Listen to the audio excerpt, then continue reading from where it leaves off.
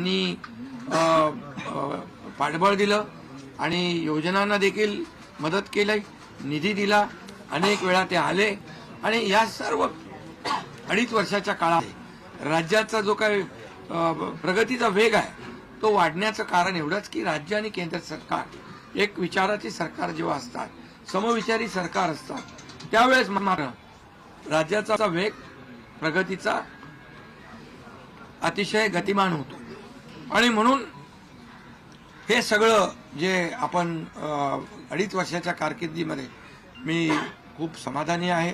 आणि मी आपल्याला सांगू इच्छितो की मी काय त्या डिटेलमध्ये जाणार नाही, परंतु आम्ही घेतलेले निर्णय जे आहेत हे ऐतिहासिक निर्णय आहेत. आतापर्यंतच्या इतिहासामध्ये कधीही कुठल्याही सरकारने एवढे निर्णय घेतले नव्हते. त्याचे साक्षीदार तुम्ही पण आहात, पत्रकारांचे पण विषय असतील.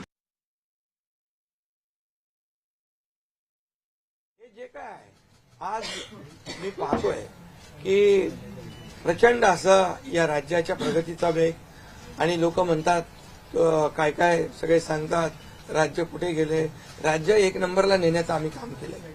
कारण मला आठवतंय की जेव्हा अगोदरचं आमचं महायुतीचं सरकार होतं, देवेंद्रजी मुख्यमंत्री होते, तेव्हा राज्य पुढे होतं आणि गेल्या 2.5 वर्षामध्ये, मागच्या 2.5 वर्षात आमच्या राज्य 3ऱ्या नंबरला गेलं.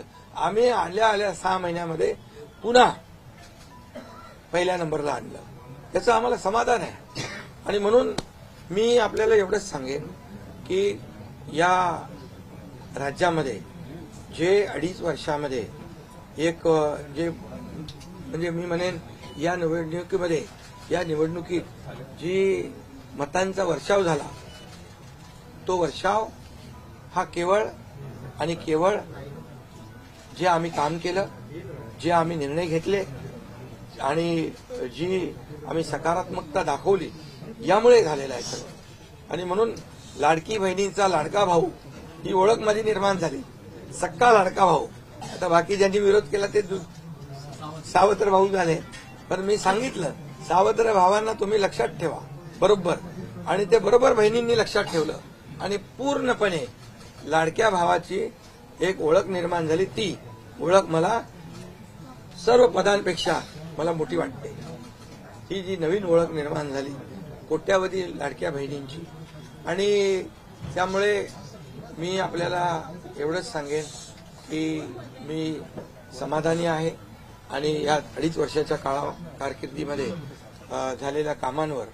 आणि मग आता तुम्ही काय सांगत होते, कुठे गेले, कुठे बसले, हे प्रश्न तुम्ही नंतर विचारा.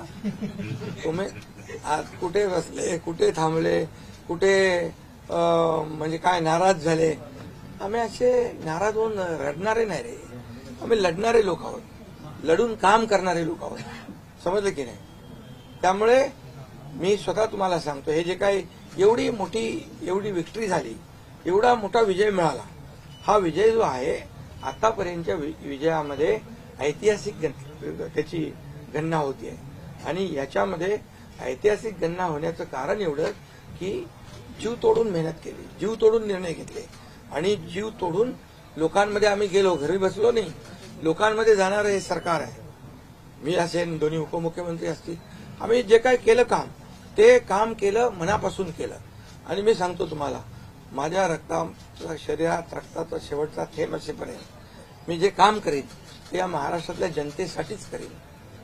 आणि दुसरी गोष्ट, या ठिकाणी मला काय मिळालं यापेक्षा महाराष्ट्रातल्या जनतेला काय मिळालं, महाराष्ट्रातल्या जनतेच्या जीवनामध्ये काय सुख मिळालं, काय आम्ही आज देऊ शकलो आनंद, हा आमचा उद्देश होता.